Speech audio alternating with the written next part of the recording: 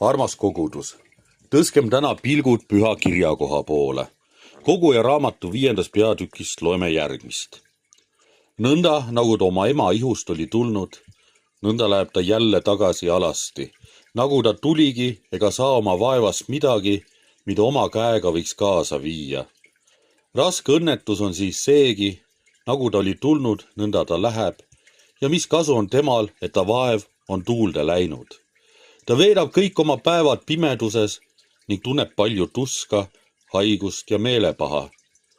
Vaata, mida ma olen näinud olevat hea ja ilus, süüa ja juua ning nautida head, hoolimata kogu oma vaevast, millega keegi ennast vaevab päikese all, oma üürikesil elupäevil, mis Jumal temal on andnud, sest see on tema osa. Seegi on Jumala and, kui Jumal annab mõnele inimesele rikkust ja vara ning lubab tal seda nautida, sellest oma osa võtta ja rõõmus olla oma vaeva viljast, sest siis ta ei mõtle nii palju oma elupäevadele, kuna Jumal paneb teda tegelema tema südame rõõmuga. Aamen. Täna, kui paljud tähistavad võidupüha, seda sõjaväelist võitu ja kõik kohad on täis patriootlikku lõõritamist, gaasigrillide lõhnavat paraadi, on kohane ka rahukõsuks sõna võtta ja rääkida neist tunnetest, mis toovad endaga alati kaasa olemusliku traagika. Tänane kirjakoht tuletab meile meelde elu haprust, ajutisust ning rõõmu, mis peitub mitte uhkuses ja võimus, vaid rahus ja lihtsuses. Selles vaimus vaatame täna võidupüha, mitte läbi sõjaväeparaadi ja kahurite, vaid läbi rahu, kaastunde ja Jumala armastuse silmade. Tänane tõsine ja kainestav kirjakoht tuletab meile meelde, et kõige selle lõpus, mis inimest maal liigutab, võim, varad, sõjad, võidud, kaotused, ei jää midagi järele, kui me pole elanud armastuses, rahus ja kartuses Jumala ees. Täna ei räägime võidust relvade kaudu, vaid võidust inimese sees. Kui ta suudab loobuda vihast, vägivallast ja ebaõiglasest vihkamisest. Võidupüha tähistab Eesti rahva julgust ja otsustavust. See sai võimalikuks tänu Võnnu lahingus saavutatud võidule Saksa Landeswehri üle. Hetk, mil tundus, et me võime jääda iseseisvaks rahvaks ka suurriikide vahelises pingeväljas. Ent tõeline võit peitub selles, kui me suudame oma vabadust kasutada rahu tegemiseks, õiguseks ja armastuseks. Nii saab võidupüha olla mitte ainult mineviku võidu mälestamine, vaid ka lootuse päev tulevikule ilma sõdade ja vägivallata. Võidupüha tähendab Eestis vabadust ja kaitset ja sõjalise võidu tähistamist.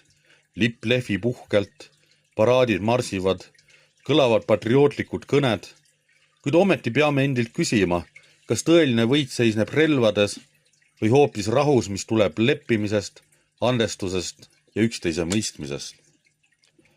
Koguja tuletab meile meelde, et kõik, mille poole inimene rabeleb, haihtub lõpuks tuulde. Sõjaline võit võib tuua ajutise rahu, aga südame rahu ei sünni püssitorust. Ainult Jumala rahu suudab panna aluse tõelisele võidule, sellisele, mis ei nõua ohvreid, vaid kingib elu. Võidupüha tõeline tähendus võiks olla selles, et suudame elada ühiskonnana, kus ei peeta enam sõdu, kus meie noored ei pea minema rindele, kus me ei pea jagunema meie ja nende leeri, sest Jumala silmis ei ole pooli, on ainult tema lapsed. See nõuab paraku ülemaailmset üksmeelt, milleks ilmselt inimkond pole praegu veel valmis. Sõda. Mis see on? See on lootusetu katse lahendada vaidlusi relvadega. Iga pommitatud hoone, iga kaotatud elu, iga valus pisar märgib inimlikku ebaõnnestumist. Praegu 2025. aastal, peaaegu juba 2000 aastat peale Jeesuse ülestõudmist, kui maailmas leegitsevad sõjad, Iraani ja Iisraeli vaheline konflikt, USA sõjalised rünnakud Iraanis, Ukraina sõda, genotsiid Gazas, sõda Sudaanis, on võidupüha mõtestamine eriti oluline. Need ei ole enam kauged konfliktid, need puudutavad meid kõiki. Läbi meedia, läbi majanduse, läbi vaimu. Meie mõtetes ja südametes tekib küsimus, kelle poolt me oleme, kelle surma me õigustame. Kuid kas Jumal näeb inimesi vaenlastena? Kas Jumal jagab inimesi leeridesse? Ei. Iga inimene, olgu ta ukrainlane, venelane, iraanlane või iisraellane, on Jumala looming, Jumala laps. Kui me tõesti usume, et oleme kõik loodud tema näo järgi, ei saa me õigustada ühegi inimese tapmist. Kristus ei käskinud kunagi tappa. Ta ei kutsunud relva haarama isegi siis, kui teda viidi ristilöömisele. Ta palvetas, Isa, anna neile andeks, sest nad ei tea, mida nad teevad. Kui Jumala poeg ei võidelnud vägivallaga, kuidas siis meie saame õigustada seda sõda Jumala nimel? Kristliku usu keskmes on armastus ja elu, mitte surm ja hävitus. Käsk ära tapa ei kehti ainult rahuajal või mugavustes, vaid eriti siis, kui kiusatus tappa tundub õigustatud. Jumal ei õnnista sõda, Jumal ei toeta veretööd. Ta ei aita oma lastel tappa teisi oma lapsi. Tõeline võit tuleb andestuses ja rahus, mitte vaenlase hävitamises. Ära tapa on käsk, mis kehtib kõikjal ja alati. Mõlemad pooled igas konfliktis on Jumala loodud. Jumala armastatud lapsed. Me ei saa paluda Jumalalt abi sõjas, kui see tähendab teise inimese elu hävitamist. See oleks sama, kui paluksime isalt õigustust oma vendade ja õdede vastu relva tõstmiseks, nende tapmiseks, nende hävitamiseks. Isegi kui maailm räägib meile vajalikust kaitsest, preventiivsest löögist, õiglasest sõjast, ikka jääb küsimus, kas see on ikka Jumala tee. Me ei saa palvetada hädavaenlasele, ka tema on Jumala laps. Iga sõdur, iga tsiviilisik, olgu ta Iraanis, Iisraelis, Ukrainas, Venemaal, on keegi, kelle elu Jumal peab kalliks. Jeesus ei öelnud, palvetage oma rahva eest ja needke vaenlasi. Ta ütles, armastage oma vaenlasi ja palvetage nende eest, kes teid taga kiusavad. See pole idealism, see on taevariigi printsiip. Kui meie süda on täis kättemaksu, ei saa me kuulda Jumala häält. Kui meie palved on suunatud karistusele, siis ei tule need rahu teelt. Võidupüha võiks olla päev, mil kuulutame mitte, et meie võitsime, vaid et meie ei soovi enam sõdu. Olgu see päev, kus me palume rahu Ukrainale, Iisraelile, Iraanile, Palestiinale, Gazale, kogu maailmale, kus me ei ela enam hirmus ega vihakõnedes, vaid tõstame palve hääle nende eest, keda teised on unustanud. Olgu meie rahvuslik uhkus mitte relvades, vaid meie suutlikkuses säilitada inimlikkust, kui maailm meilt seda enam ei oota. Tänases maailmas, kus relvad räägivad valjemalt kui rahutegijad, vajab Jumala hääl meie häält, vajab neid, kes ei toeta vägivalla õigustamist, vajab neid, kes ehitavad rahu, mitte ei lükka teisi kuristikku. Võidupüha võiks olla mitte ainult mälestuspäevast, mis sõda lõppes, vaid päev, mil rahu algas. Päev, mil meie kui rahvas, kui kristlased, ütleme selgelt, me ei aita kaasa vägivallale, me ei palveta hävingu pärast, me palvetame rahu eest, kõigile. Koguja ütleb, vaata, mida mina olen näinud head olevat, süüa ja juua ja nautida head kõiges oma vaevas, millega inimene vaeva näeb päikese all, oma elupäevade arvul, mis Jumal talle on andnud, sest see on tema osa. See tähendab, ära otsi elu mõtet välistes võitudes, otsi seda rahus, otsi ausas töös, kooselus, armastuses. Meid ei ole kutsutud hävitama, vaid istutama. Meie osa pole lahinguväljal, vaid lepituses. Meile on antud elu mitte selleks, et ehitada tanki, vaid selleks, et istutada viinapuu. Meile on antud töö mitte selleks, et sõdida, vaid selleks, et luua. Kristlastena on meie ülesanne mitte mõelda sellest, kas me jaksame valutava seljakiuste tõsta tankitõrjerusikat või kas me saame veel automaatrelvaga laudauksele või plekktünnile pihta.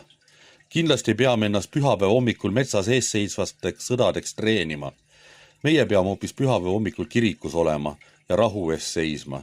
Ning kui siiski tuleb sõda, ei ole meie ülesandeks mitte võidelda ja tappa, vaid toetada inimesi hea sõna ja abiga. Näidata neile Jumala armastust. Siinkohal meenub film Hacksaw Ridge, mis põhineb tõesti sündinud lool Ameerika sõdurist Desmond Dossist. Ta oli 7. päeva adventist, kes uskus sügavalt, et ta võib teenida oma maad ilma relvata, et ta ei pea tapma, et olla kasulik. Ta keeldus sõjas relva kandmast, ent päästis lahinguväljal üksnes usule ja julgusele toetudes rohkem kui 70 inimese elu. Ta ei tapnud kedagi. Ta armastas isegi sõja keskmes. Ta palvetas, issand, lase mul päästa veel üks. See film ei ülista sõda, vaid näitab, et kõige süngemates oludes võib inimene ometi jääda truuks rahule, usule ja armastusele. Kui Toss suutis seda teha rindel, kus kuulid vihisesid ja surm oli iga sammu kaugusel, siis miks ei peaks meie suutma jääda rahu teele oma igapäevaelus? Iga päev, mil me valime rahu, on võit. Iga hetk, mil me ei vasta vihale ja vihaga, on triumfe. Võidupüha tõeline tähendus võiks olla see, et me oleme võitnud iseenda, oma kättemaksuiha, kibeduse ja hirmu. Võidupüha ei pea tähistama surma, vaid elu. See võiks olla päev, mil valime rahu. Tõeline võit pole vaenlase alistamine, vaid südame muutus. Kristus võitis mitte relvaga, vaid ristil, ja sealt sündis lunastus. Täna võidupühal kutsun sind mitte tähistama relvade võitu, vaid rahu võitu. Võit, mis ei maksa elu, vaid kingib selle. Tähistagem rahu, palvetagem rahu eest kõigile, kogu maailmale. Ärgem oodakem, et Jumal valiks meie poole, vaid valigem ise tema tee, rahu tee. Aamen. Palvetagem koos.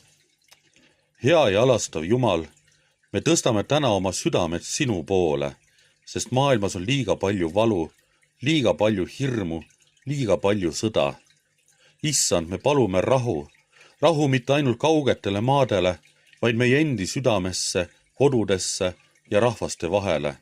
Kustuta vihkamine, mis on juurdunud inimsüdamesse, kustuta kättemaksu himu, mis pimestab silmad ja tapab armastuse. Issand, kingi rahu Iraanile, Iisraelile, Ukrainale, Venemaale, Palestiinale, Sudaanile, Kongole, kogu kannatavale maailmale. Aita, et juhid ja rahvad loobuksid vägivallast ja otsiksid teed rahulikuks koos eksisteerimiseks. Anna tarkust neile, kelle käes on võim, et nad kasutaksid seda elu ja lepituse teenistuses, mitte hävitamiseks. Issand, me ei palveta vaenlase surma pärast, vaid tema ärkamise ja muutumise pärast. Aita meil mõista, et ka need, keda me kardame või vihkame, on sinu loodud ja armastatud lapsed. Õpeta meid, et tõeline võit ei tule relvaga, vaid andestuse, julge armastuse ja kannatliku rahutööga. Tee meist rahu tegijad. Olgu meie sõnad ja teod sinu rahu kandjad, meie kogukonnas, meie rahvas, kogu maailmas. Issand, tee meile rahu silmad, rahu kõrvad, rahu süda. Seda palume Jeesuse Kristuse nimel, kes suri vägivallatult, et anda meile elu, ja seda palume sinu õpetatud sõnadega.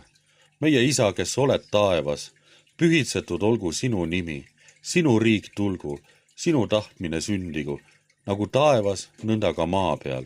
Meie igapäevast leiba anna meile tänapäev ja anna meile andeks meie võlad, nagu meiegi andeks anname oma võlglastele. Ja ära saada meid kiusatusse, vaid päästa meid ära kurjast, sest sinu päralt on riik ja vägi ja au igavesti. Aamen.